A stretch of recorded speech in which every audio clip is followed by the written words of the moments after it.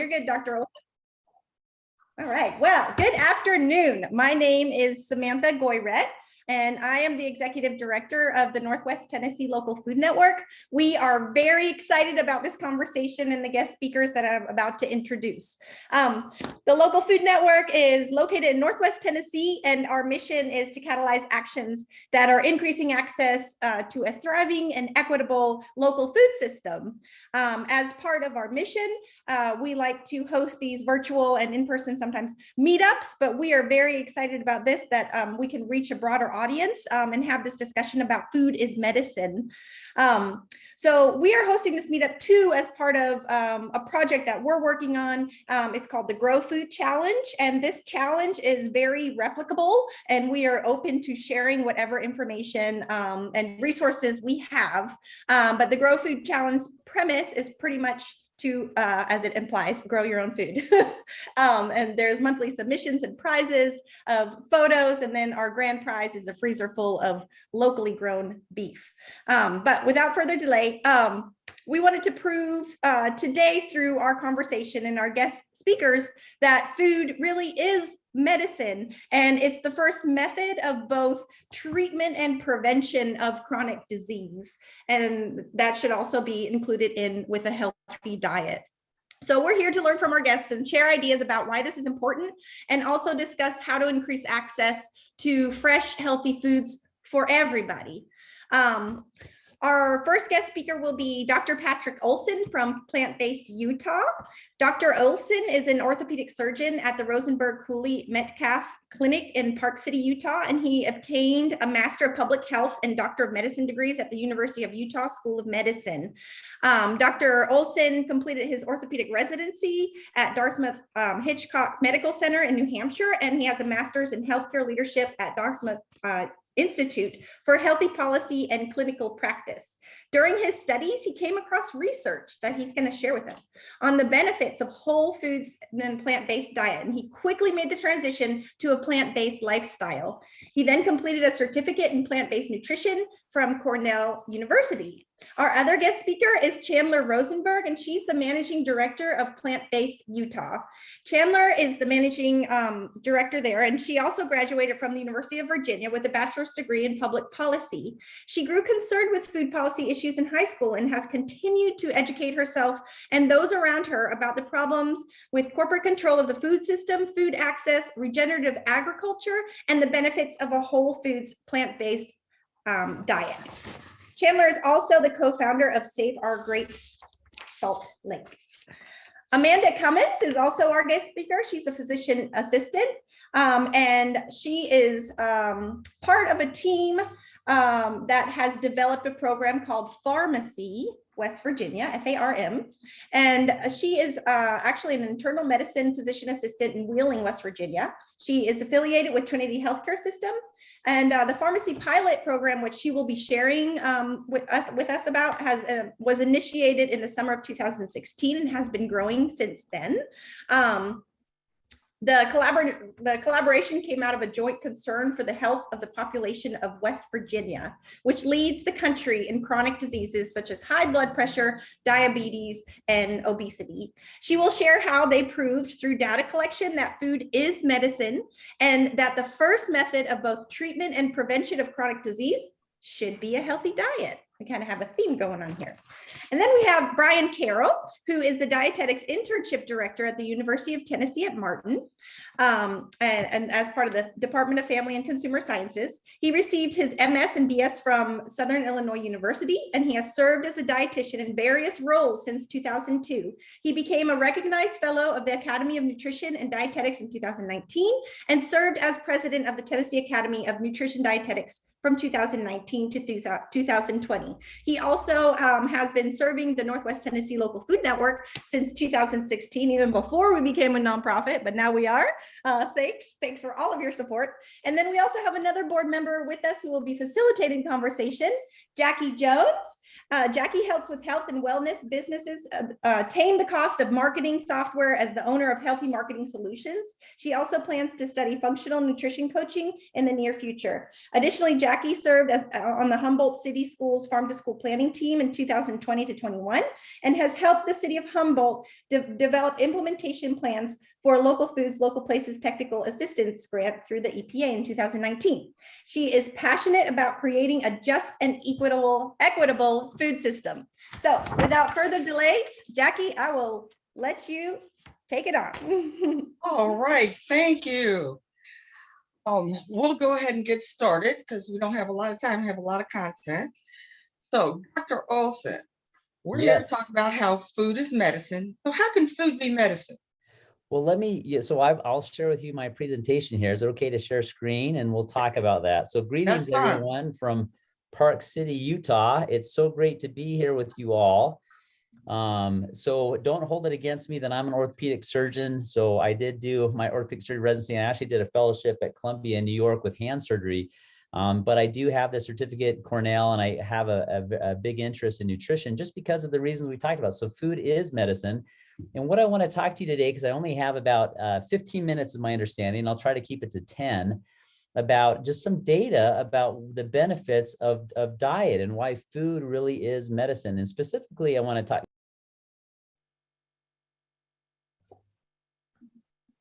talk. You've muted yourself accidentally, Dr. Olsen.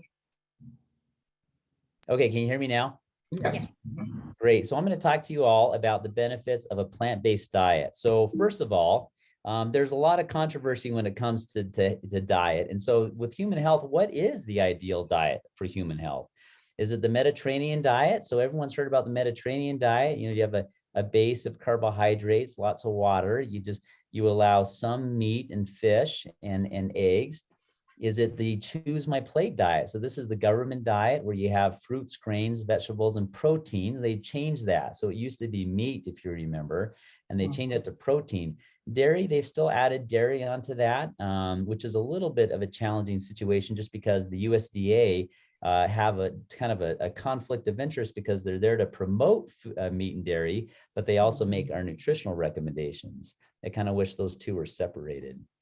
Then you have the paleo pyramid. So you've got a base of meat and fish, vegetables, fruit, fats, nuts, and seeds. And then you have the ketogenic food pyramid, which is kind of similar to the paleo pyramid, where you have a base of fat and protein, quite a bit of fat and protein, and then just barely carbohydrate, where you put your body in a state of ketosis, which we don't have time to talk about. So I want to talk to you about this. So this is really what the ideal diet in my mind, for reasons I'm going to talk to you about, which is a whole food plant-based diet. So so a whole food plant-based diet is a diet that's predominantly based on consuming leafy greens, vegetables, legumes, whole grains, and minimizes or even eliminates animal products, including dairy and eggs, processed foods, and eliminates or minimizes added oil and sugar. So that's really what a whole food plant-based diet is. So why? So this is the Physicians Committee of Responsible Medicine, and in their minds, this is the ideal diet with 4 food groups: fruits, grains, legumes, and vegetables. Legumes being beans. So why is that the case? Well, it's based upon population studies, individual-based studies, such as case control and randomized control trials. It's the only diet to show reversal of chronic diseases that I'm going to talk to you about. And even if the above evidence wasn't enough, it really is the best diet for the planet as far as environmental reasons. And it makes sense that whatever is the best diet for the planet is also the best diet for our bodies, or vice versa. So first, let's talk about population-based studies. So there's this concept called blue zones. And I don't know if any of you have heard of blue zones. It's a National Geographic study where they basically looked at areas of the world that people live the longest and have the less health conditions, or have the best health overall. And they identified 5 blue zones where people live the longest and are the healthiest. We have only one blue zone in America, and that's Loma Linda, California, which I'll talk to you about in a second. Nicoya Peninsula in Costa Rica, Sardinia, Italy, Icaria, Greece, and Okinawa, Japan. So these are the areas of the world that people live the longest. And there's a lot of things that make them different and things that make them the same. So if we look at kind of Venn diagrams, looking at least 3 of these, so in Japan and Italy and Loma Linda, there's a lot of things that are unique to them, but there's things that they all have in common. And if you look at what they have in common, they don't smoke and they eat a plant-based diet. So what does that mean, a plant-based diet? And they all eat a lot of legumes, a lot of beans. In Japan, it'd be a lot of soybeans. So what is it a plant-based diet means? Well, if you go to the Blue Zone's website and you look at what they mean, a plant-based diet is 95% plant-based, 95%. So 5% of animal products, so 5% of eggs, dairy, meat. So that's like eating meat once a month. That's really, really rare, but 95 of it should be plant-based. So let's look at one of the blue zones. Specifically, let's look at in Loma Linda, California. There's a predominant religion there. They're known as the Seventh-day Adventists. And Seventh-day Adventists, they have a law of health. And their law of health tells them that they should be predominantly vegetarian. But just like a lot of religions, they have different interpretations of what that means. So this came out of the American Journal of Clinical Nutrition in 2014, and they looked at over 70,000 Seventh-day Adventists. So I think it's important to highlight that this is the healthiest population in the United States. So over 70,000 of the healthiest population in the United States over a 5-year time frame. And then they divided the Seventh-day Adventists, the healthiest population, based upon their specific diet. So there were some that ate meat, the non-vegetarians. There's some were semi-vegetarian, they ate meat, a couple times a week. The pesco-vegetarians were those that ate some fish. The lacto-ovo vegetarians were those that ate dairy and eggs. And then you had the strict vegans that didn't eat any animal products. So let's look at body mass index. So first of all, you would think that those that ate the most carbs would be the largest, but that was the reverse. So you find the stepwise gradient that the more they eliminated animal products from their diet, the thinner they were. These are patients that have a high carbohydrate diet, a plant-based diet, were the thinnest, but these aren't refined carbs. These are, refined carbs. I think there's pretty general agreement that refined sugars and chips and things are just not healthy.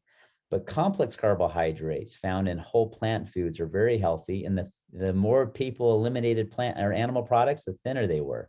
What about diabetes? Same thing. So the more they eliminated animal products from their diet, the less the prevalence of diabetes. So those that had the best were the vegans, or had the lowest, but they were pretty similar to those that ate a little bit of dairy and eggs. But you can see that the more they got rid of animal products, the less the prevalence of diabetes. And what about high blood pressure? Well, same thing. In fact, the only group that had the best blood pressure were the vegans, were those that had the lowest consumption of animal products in their diet.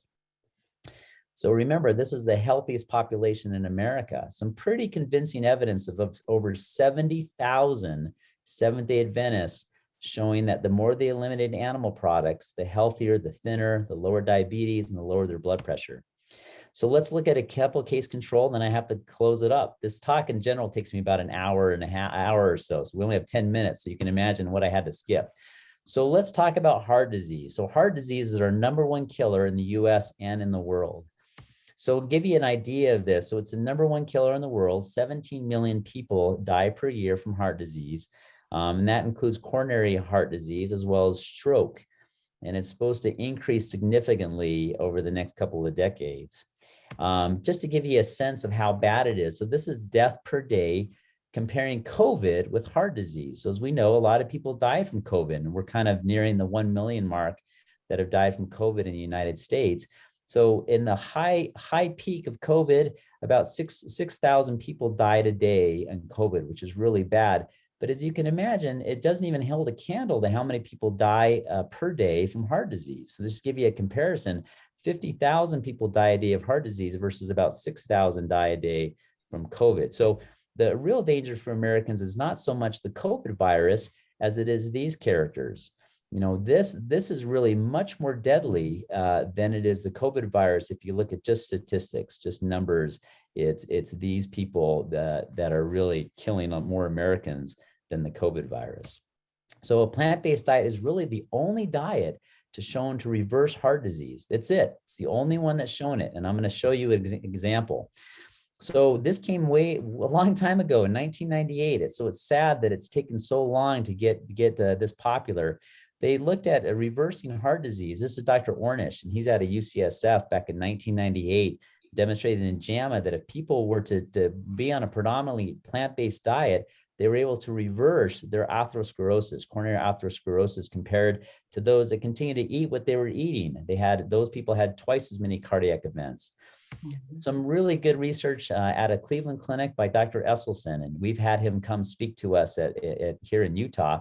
And here's what he did. He put people on a very strict plant-based diet to show if he could reverse heart disease. And here's some examples. So on the upper left is what's called a PET scan. So this looks at myocardial perfusion or heart, or this amount of blood supply that goes into the heart. And on the upper left is before the treatment, and the bottom left is after 3 weeks of a plant-based diet of no animal products, no processed foods, no oil or sugar. And you can see what happened. Look at the blood flow that goes back into the heart. And on the right is an angiogram. This is after somebody, and it was a surgeon who did this himself, 32 months of a plant-based diet. On the left is the widowmaker, the left anterior descending artery that clogs and people die of a heart attack. That's before and that's after. You can see the amazing recovery of that artery when people were on a plant-based diet. What else improved was erectile dysfunction. So as you can imagine, the small vessels of the body also opened up. And so guys who are struggling with erectile dysfunction, it's probably a precursor of heart disease, because you're clogging the small arteries first, and then you clog those bigger arteries and die of a heart attack or a stroke later. So what if the best diet for the planet is also the best diet for our health? And it makes sense, right? What comes around goes around. This yin yang, whatever your perspective, it all makes sense that whatever is healthiest for our bodies, which I am totally convinced it is, it's also the healthiest for the planet. We don't have time to go in a ton of statistics, but just the United Nations itself basically says, as humans, meat production is one of the most destructive ways in which humans leave their footprint on the planet. We're destroying the planet because of our insatiable desire for meat. It's a huge amount of resources to make meat and consume meat. It takes on average about 2,000 gallons of water to make 1 pound of beef and 18 pounds of grain to make 1 pound of beef. Think of how inefficient that is. We should be drinking the water. We should be eating the grain. We should not be giving it to this animal that basically takes all the healthy stuff out of it and puts a bunch of saturated fat and cholesterol that kills us and causes heart disease. James Cameron he's a director that does a bunch of movies, and he's into this. He's almost every major environmental problem could be solved by a global shift toward plant-based eating. I'm totally convinced that he is correct on that. We don't have time to go into all of that research on that. So conclusions, a plant-based diet is the only diet to show reversal of our #1 killer, heart disease, but it's also shown reversal of cancer. It's a great diet for brain health, hypertension, diabetes. I mean, you name it. It's almost anything you can think of. A plant-based diet is the magic bullet for almost anything. And if this is true, if it really is the only diet to show reversal of our #1 killer, in my opinion, it should be our default diet until proven otherwise. There's lots of confusion. There's lots of arguing. There's lots of opinions on diets. But if it's the only one to show reversal of our #1 killer, it should be our default diet until somebody can prove otherwise, because it's the only one to show reversal of it. And it's the healthiest diet for the healthiest diet for our bodies is the healthiest diet for our planet, no question. So thank you very much for your time. I'll turn the time back over to Jacquie. All right, thank you very much. That was very informative. And I had to smile when you mentioned the Adventist research, the Adventist study. I participated in that. So. Oh, awesome. Yeah. Okay, next. Is Amanda on? Yes, I am. Oh, there you are. Okay. Amanda, so you and your colleagues have incorporated nutritional measurement into your programs. How have you incorporated the data into treatment protocols, and what changes have you seen in patient outcomes? Sure. I am a co-founder of FARMacy West Virginia with Dr. Carol Greco. She's an osteopathic medicine internist, and we're located and based in Wheeling, West Virginia, which is the northern part of the state.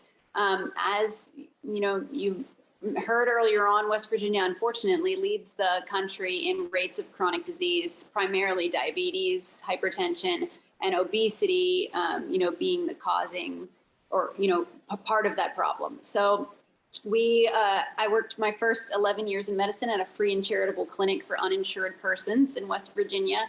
And they were pretty standardly the demographic of the population in West Virginia. Lots of diabetes, lots of non-compliancy, and poor diet.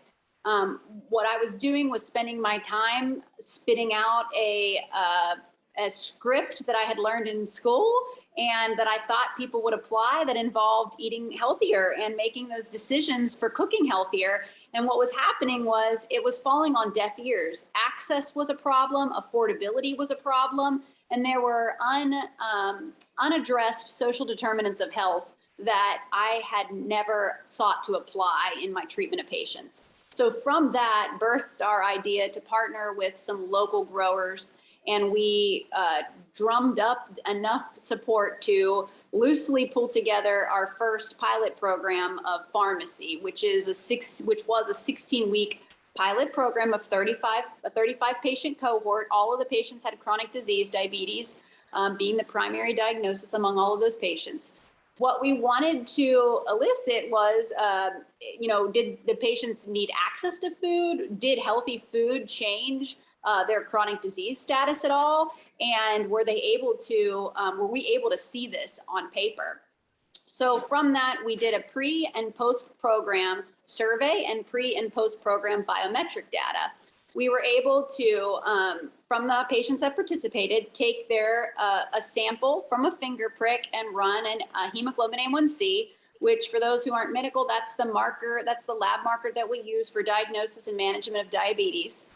We did a pre-program A1C and a post-program A1C. We did a pre-program lipid panel to check their cholesterol and triglycerides, and a post-program triglyceride level. We also did a pre and post-program survey, which for us, that was to really understand better the food security status in the households of the patients that we served, because what we knew from some of the census data is that 44 out of 55 counties in West Virginia were food deserts and had food insecurity. So that was indeed what we found to be true among the survey responses. And from what we did was from the post-program, we compared and analyzed that lipid panel and the A1C data. And in our first pilot program, we saw a 0.4 reduction in the A1C. And this was with nothing other than giving the patients $20 worth of fresh produce every single week for 16 weeks during the standard growing season in West Virginia, which was the summer. We didn't necessarily tell them what to do with it. We didn't tell them how to cook the vegetables. We just gave them that access. And we saw a reduction in the A1C.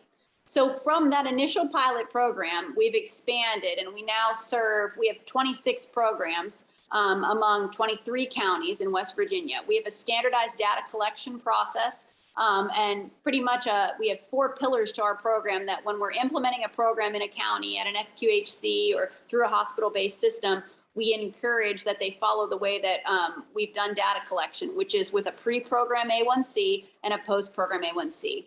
We have data collected up through our 2021 previous year, and you can see this on our website. It's www.farmacywv.com, and we have seen a 1-point reduction in A1C from a 16-week program that provides access to food, free food, and an educational component, which I can talk more about later. So for us, the data piece was incredibly important in securing the longevity of the program. Okay. Well, thank you very much. That was very informative. And we appreciate your work, and we hope to learn some things from you that we can use here in West Tennessee.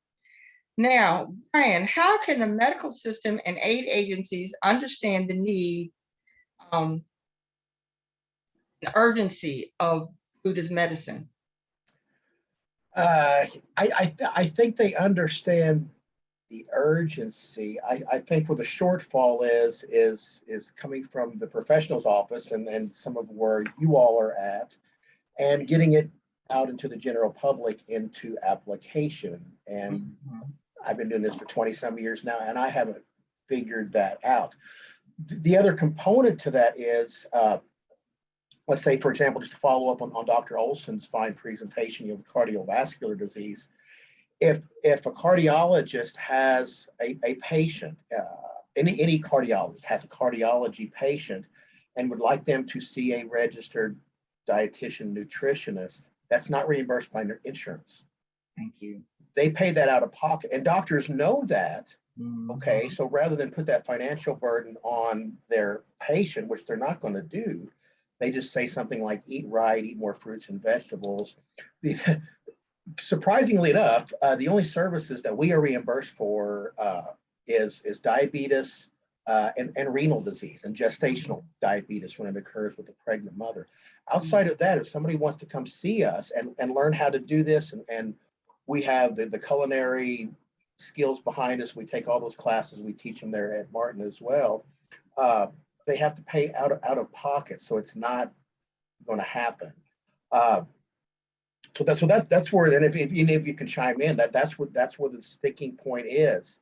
I've had people and people call me independently, but to make it from the doctor's office diagnosis, it's a lot easier. And I hate to say this, it's a lot easier for the doctor to say, hey, my nurse is going to call in something to Walgreens or CVS or Walmart for you. Pick it up on your way home. Take one of these a day. You know, to say, hey, there's a farmer's market opening, you know, it starts in Martin on Saturday. Get up there at 9 o'clock, get you some tomatoes and some greens. And our society just, I know I'm preaching to the choir here, but our society does not do that. No show of hands, but I know there's people in the audience here who look at people's grocery carts at the supermarket and judge. And I do that. And like we were talking earlier, it's okay to have ice cream, but people just don't understand, or if they do understand, they just don't care. You know, if they die at 60 or 50 or get diabetes at 27, we're seeing, and we have been seeing it for a while now, the type 2 diabetes, which used to be called adult onset. So you had type 1, type 2, which was juvenile adult onset. But children now are getting the type 2, the adult diabetes, which should make us get scared, because it's not taking 30, 40, 50 years to develop this. It's taking 10 or 12 now. And why? And so, and any thoughts or comments on that? That's a good question. Amanda, we can't hear you. Can you hear me now? Yes. Okay. I can chime in from our brief meetup call that we had last week. I discussed that in West Virginia, we certainly have trouble getting the providers on board with this idea. We standardized our program that they have a prescription. The patients get a prescription for $20 worth of produce. It's an actual, it's e-prescribed, or, some of the EMR, some of the software makes the prescription, or the provider hand writes a, old school prescription. The idea is that validates the idea that food is medicine. We want the providers to have an elevator type speech where they are saying, in as much as I want you to take the lisinopril for your blood pressure, I want you to try to eat this food. They're going to provide this to you. There's an educational component, and we want you to do this. It has been lagging. We created a continuing medical education, a free program that was a 3-hour seminar available to providers, and we had low participation in our state with it. Certainly, the primary influence before medication is therapeutic lifestyle changes. So we believe the onus is on us as healthcare providers and educators to influence our colleagues. So we've been making our rounds, trying to get to some of the medical conferences for nurse practitioners, physician assistants, and physicians in the state to kind of push this agenda that those therapeutic lifestyle modifications, that food is a part of that medication, and the treatment for chronic disease, changing it has to start with diet. That's us in West Virginia. Amanda, where does the money come from for those $20 produce prescriptions? We have been grant writing. We have been encouraging some of the FQHCs that are interested in their own program. They have some of the ability in some of the FQHCs budgets to have a line item designated for community outreach. Also, some of the healthcare systems, the broader hospital systems, have community dollars that are available for types of actions that could, have some impact on community health largely. We have recently begun with this is the part where data collection became imperative, because for the sustainability of the program, managed care plans, Medicaid expanded in West Virginia. And so our recent past 2 years have been highly, we have spent a lot of time trying to influence and encourage Medicaid plans to consider coverage of this program. Recently, we have one managed care plan in West Virginia who has, starting this year, they will begin their first pharmacy program with some of their participants in Southern West Virginia. So it's slow going, and we're not policy advocates, but we have people who are on the ground interested and talking at a state level about Medicaid involvement and coverage. Okay. That's one of the things that I've actually tried to do as well. I have kind of a working relationship with my state representatives, and even our senators and our representative from our area in Washington. And so when there's a food related issue that comes up, I try to give them a call. It's amazing how receptive they are when you're not screaming at them and accusing them of things. You're trying to provide a solution and can give them a little background as to why they should do that. They're really receptive. I was shocked because, the media tries to keep us all fighting with each other and not solving any problems. So, but and I wanted to, let's see, what time is it? Oh, we got a little bit of time. What do you think are the most promising food is medicine policies or programs happening across the country? Now, we've talked about some things that we've talked about what you have going there, Amanda. Is there anything going on there in Utah that you're interested in, that you're aware of, or any other parts of the country that you're familiar with?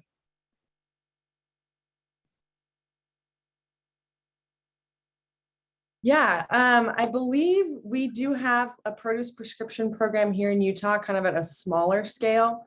And I think, that's kind of the extent of it. That's something we would really like to do, because like we've kind of talked about, our challenge, we focus mostly on educating healthcare providers, because it's until they understand this nutrition piece, they can't educate their patients. But again, we run into the same challenges where they're like, okay, I understand this, but how do I bill insurance for this? Or how do I talk to my patients about this sort of thing? So there is a need for a lot more provider education, but then at the same time, we need to figure out ways to make it easier for the system as a whole to kind of adopt some of these, food as medicine initiatives. Another one that's kind of a cousin to the produce prescription is the medically tailored meals. So I've heard of some programs around the country.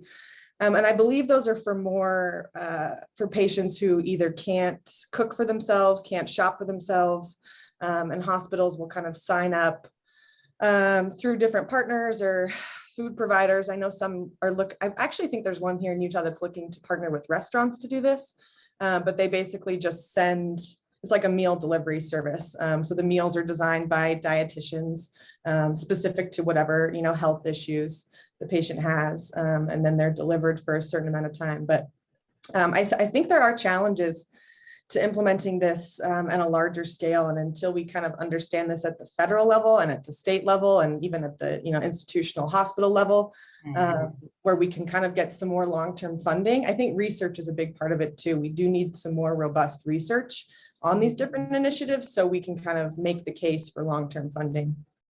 Well, and another challenge too is that we all have different opinions, right? So none of us are all on the same page about what makes a healthy diet, and even your grand prize of the freezer full of beef made me cringe a little bit, right? So again, we all have there's so many different opinions about, what is a healthy diet. And so if we can't get on the same page as healthcare providers, as nutritionists, I mean, people are going to get so many mixed messages. They're not going to know, what in the world I'm going to do with my overall health. So it's a challenge. And what we're trying to do, I'm on this committee that I'm often unavailable just because I have so many other obligations, but Intermountain is an HMO here in Utah, and they cover some hospitals in Idaho and stuff.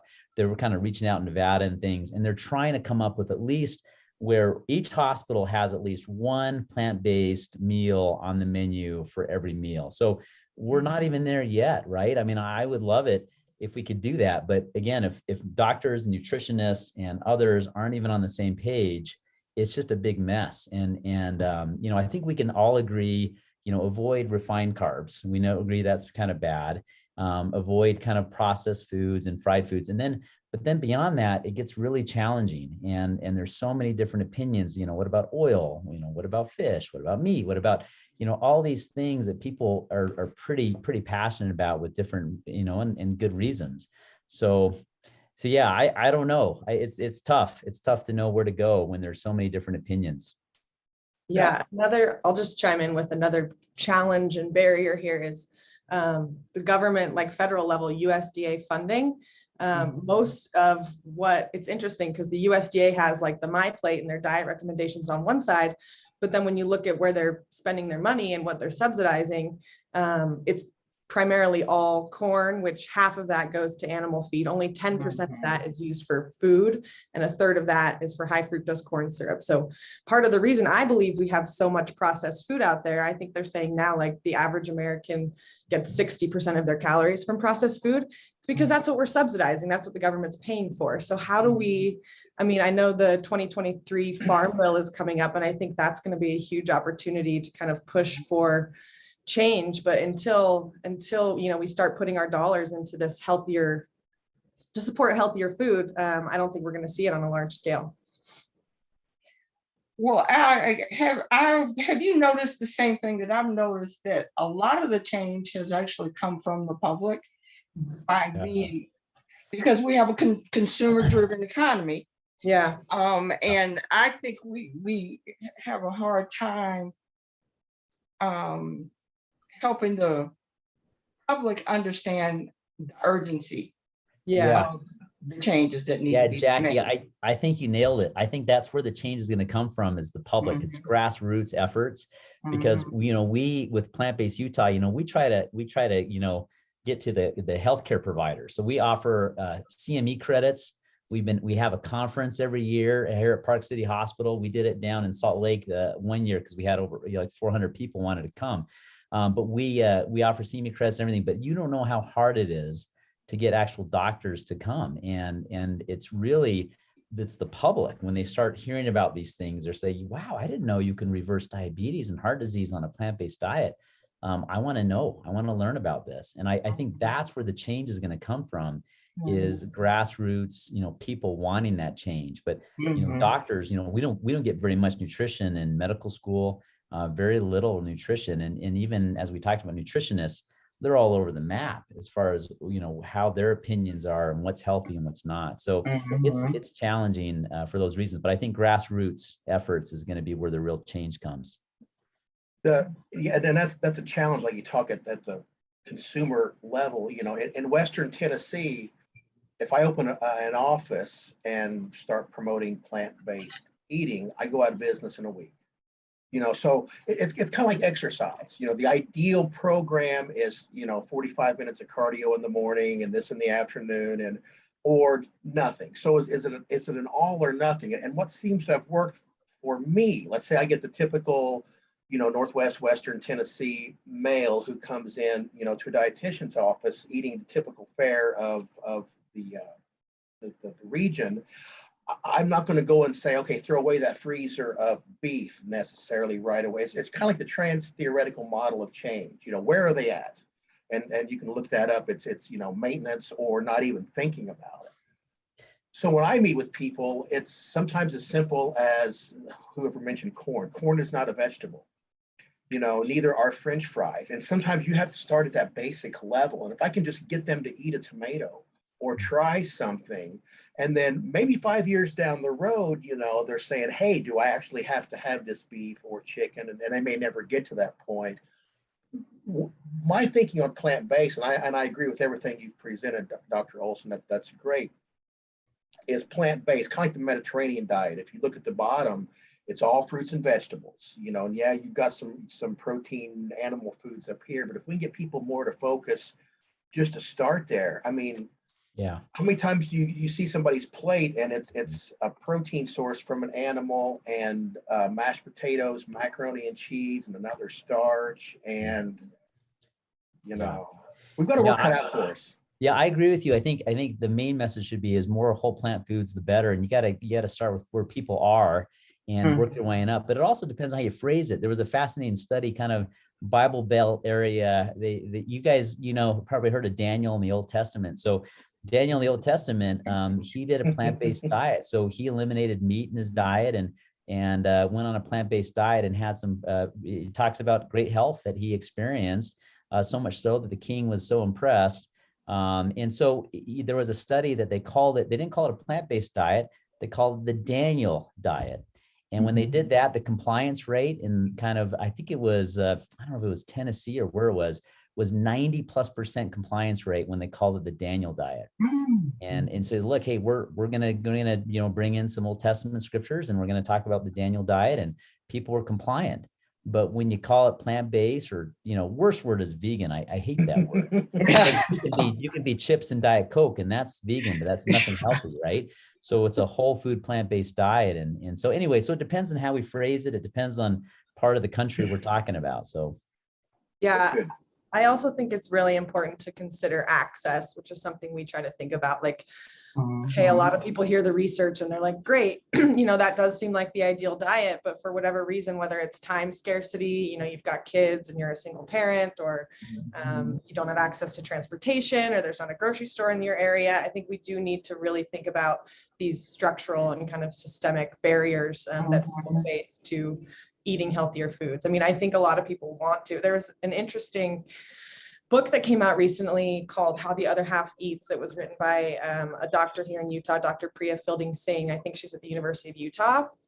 And she was kind of exploring just poor diets, especially in low income kind of communities. And one of her main findings that I thought was so interesting was that oftentimes, I think she was researching, I don't know if it was single mothers or just mothers, but she found that even though the mothers knew that giving candy to their kid wasn't, you know, the healthy thing to do, the mothers are often in a position where they don't feel like they are providing for their kids in the way that they want to. And so then when their kid's asking for candy, they're like, okay, this is something I can do to feel like a good parent that day, which I thought was just so interesting, because it's like, I think we do need to remember that there's so much more than just like nutrition to food and kind of what goes into the choices people make. I mean, it's cultural, social. So we have to be thinking about all of those too.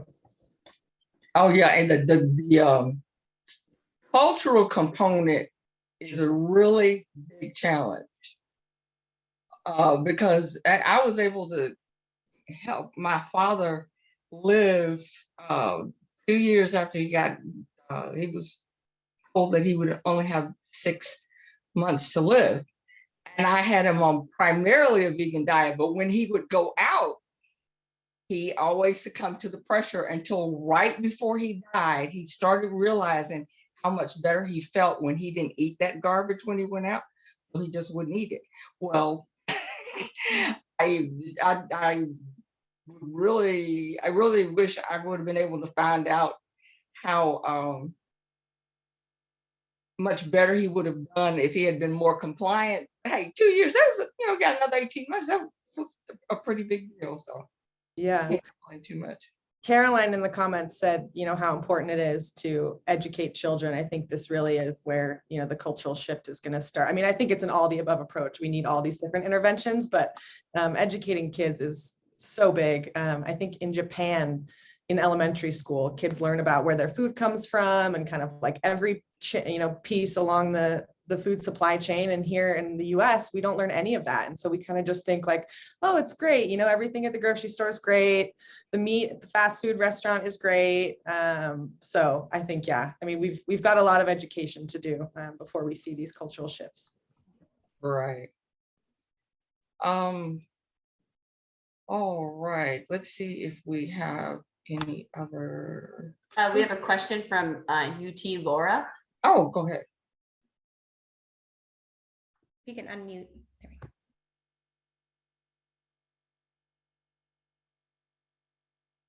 I'm not sure she's still on the call. And if you're talking, we can't hear you, but you can always put it into the chat box. Oh, can you hear me now? Yes. Oh, okay. Sorry, yeah, I came a little late on the call. Right when I saw the USDA My Plate that Dr. Olsen was talking about. But I just thought I would chime in. I'm a dietitian at the Department of Health in Utah. And we have a lot of little things going on that I won't all share with you, but a couple really, I thought, relevant things that might be valuable would be, I think it's important to remember, someone was mentioning earlier how it's important to meet people where they are. And that's one thing to think about too is, I mean, we have the USD My Plate, which we could argue is very flawed, but the US population isn't even close to meeting the recommendations of fruits and veggies on that. Only like, I think it's 8% of people get 3 servings of vegetables a day, and like 13% of people get the recommended 2 servings of fruit a day. So just I don't know, it's a long road ahead. And I think it is helpful to start off maybe kind of small. And then one other perhaps unique perspective, as a dietitian, I've just recently become aware that the Academy of Nutrition and Dietetics, which is the national professional organization for dietitians in the US, they recently put out, I believe it was a white paper defining what food as medicine is. And I think that's helpful to have that out there and kind of claim that definition so that it can be used in more widespread areas. That's all. Comments, not questions. Thanks for doing this. Hey, Laura, we want to get in touch with you. This is Patrick Olsen. If you're here in Utah, we want to get in touch with you and learn more about what you're doing.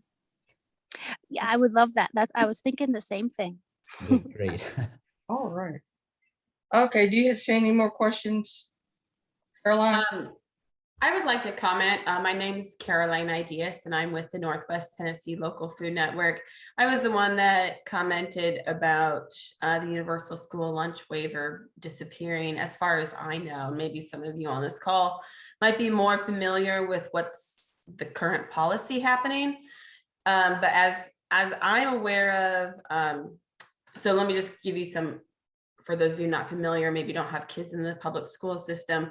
The COVID-19 spending package way back in mid 2020, early 2020, allowed universal school lunch. And that has continued the past 2 academic years, but is set to expire on June 30th of this year. And this has been a game changer, especially, I mean, we're just speaking from those of us here in West Tennessee. But it's been a game changer for schools all across the nation. As you're all aware, cost of everything has increased the past, few months, few years. And so that also results in cost of food, especially fresh food. And just in our county, Weakley County alone, the school nutrition department would lose $800,000. And which also means they have to cut staff. They will have to cut where they cut. So that means more processed foods in the school system. And parents have commented the past year so that they're so happy that their children are eating more fresh fruits and vegetables this past year because the budget allows for it. But if the nutrition waiver is not passed or not extended, we're going back to what it was pre-pandemic, which was not working. We're well aware of that. So on this website that Sam is showing, you can contact, I know all of you are from different areas, not just Tennessee.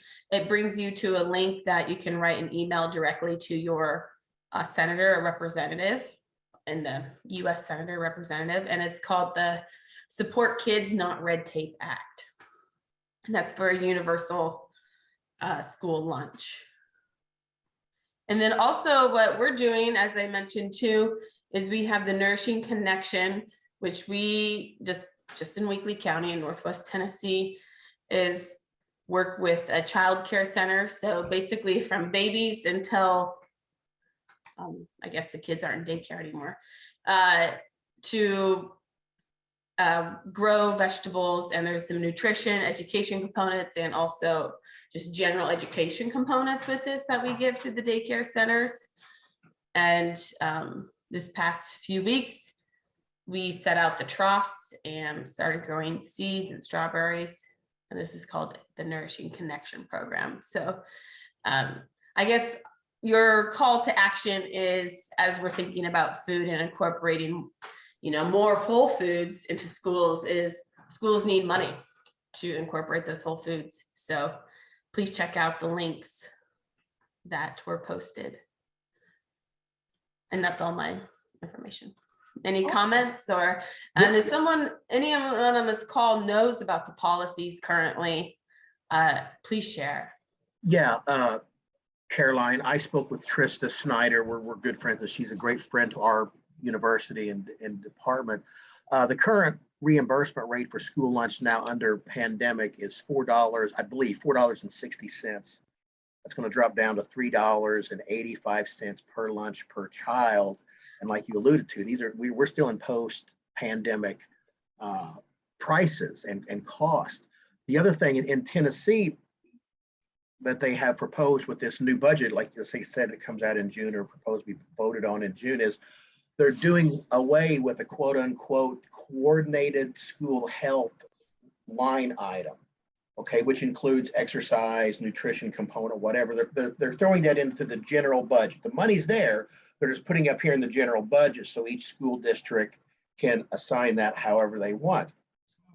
And as Trista said, or the person who does her coordinated school health, I talked to each of them, their principal or superintendent came to them, and whether you know it or not, schools are driven by state standardized testing scores, period and point blank. And so the principal asked, Trista and her coordinated school health, well, what if we don't do this? What if we don't have coordinated school health? How does that look in Nashville to the Tennessee Department of Education? We want to keep our test scores up. And their answer was, we don't get graded on that, on how many, how much of this we do, and do we do extra and above? And so their fear is this money that's being taken away from that line item, which can still be used there, may or may not be used for that. So I'm glad you brought that up.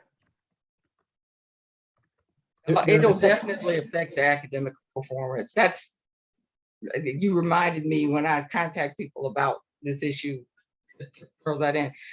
Jocelyn? Yeah, You have a Jocelyn had a comment? great comment there. Jocelyn, she shared it on the screen. Hi. Can you hear me? Yes.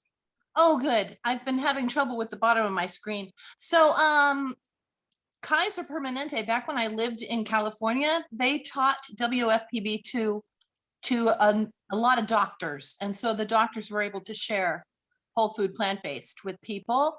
And they also had a program where they would invite people in to learn soul food cooking.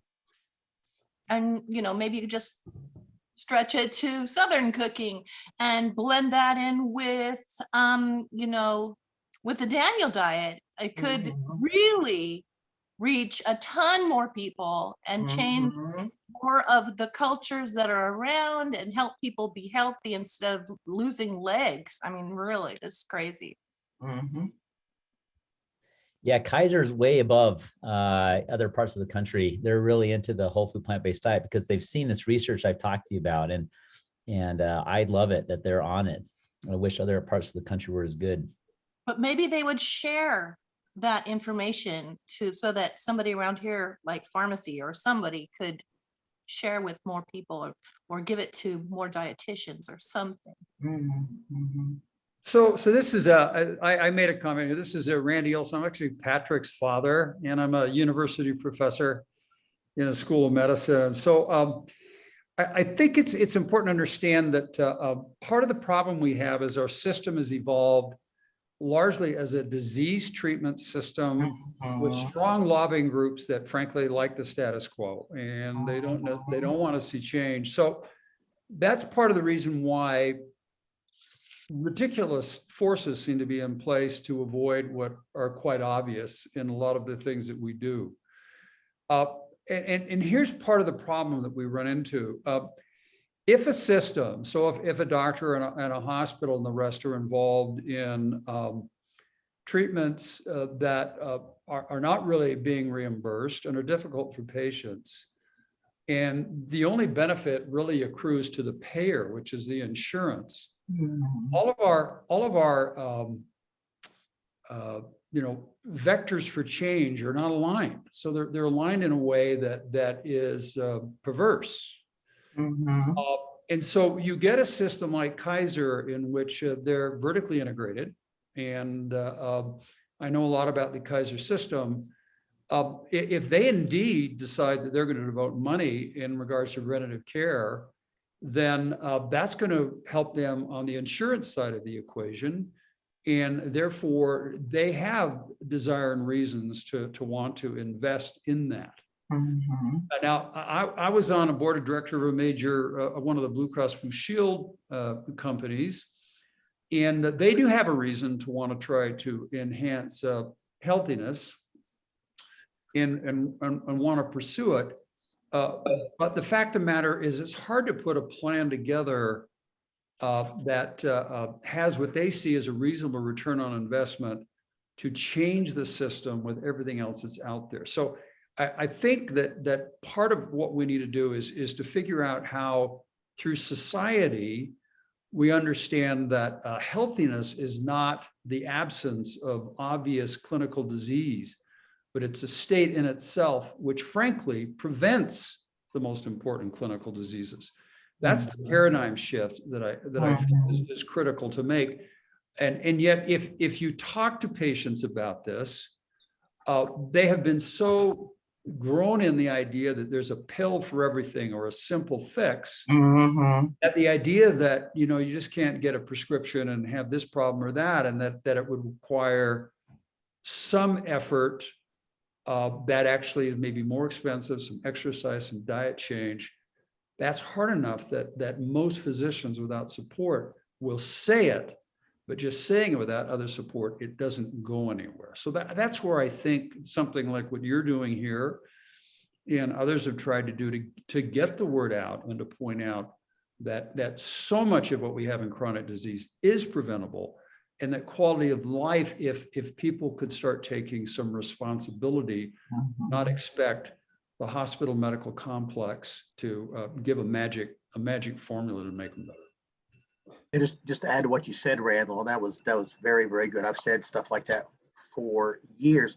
Even when I go to work out in the gym, I'll have people who are there for fitness, right? I mean, if you're going to go to a gym, pay a membership and the regulars, but I'll have people ask me what's a good supplement to take. Again, going back to they want a pill or a powder. Yeah. And I will, first of all, I will define supplement. Okay. And if supplements a good diet, I said, but let's talk about, and you'll appreciate this, Dr. Olson, fruits and vegetables, and things like that. And they're like, yeah, but so even the people who are health conscious, who are thinking like that, right, they still want to default to that stinking pill over here. And you go to GNC and they can get it, they think, of course, not regulated, but good points you make. Thank you. And on that note, we're going to have to come to an end. And I hope you've enjoyed this as much as I have. It's been very informative, fun to me. I live for all this kind of stuff. So, Sorry, Jocelyn, can you show your email address again, and I'll type that into the chat. Thanks, everyone. Yeah, we wanted to, excuse me, we wanted to thank Dr. Olsen and Professor Olsen for He's also joining. a doctor, by the way. He didn't say that, but he's Doctor and also a professor. physician. Yeah, I'm also an MD, so. Well, there you go. It runs in the family. And Great. also Amanda Cummins and Chandler Rosenberg and Brian Carroll, Caroline Ideas, Jacquie Jones. And thank you all of y'all for participating and joining us in West Tennessee and Utah and West Virginia and all across the United States of America. We can do this together. So we'll just have to spread this. Well done. Thanks, everybody. Yeah, this conversation will be posted on our website, nwtnlfn.org, right on the homepage. So you'll have access to it within the next day. Awesome. Thanks so much. Thank you. Great. Thank you. Thank you. Bye-bye. Bye.